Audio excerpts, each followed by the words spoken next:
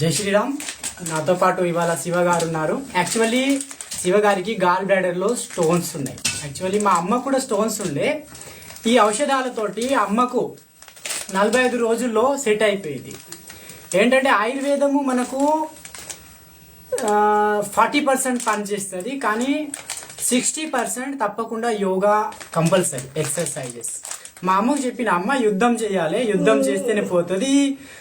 ఏదైతే ఆపరేషన్ ఉన్నదో దీంతో ఏదైనా భగవంతుడు, ఇంతకుముందు శివగారు కూడా అంటున్నారు, ఏదైనా ఆర్గాన్ వృధాగా ఇయ్యాడు భగవంతుడు.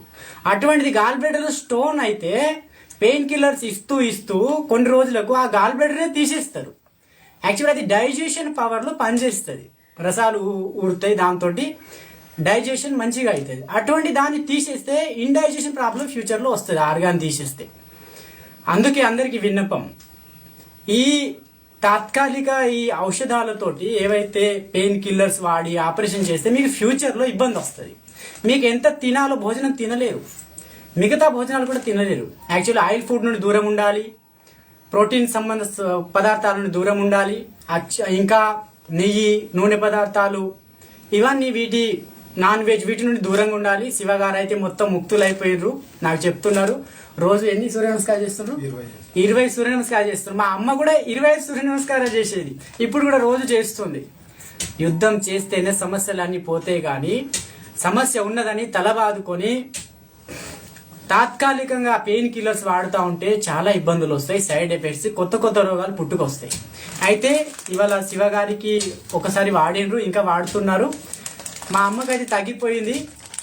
దీంట్లో రణపాల ఆకులు పొద్దున్న 2, సాయంత్రం 2 తినాలి. అట్లనే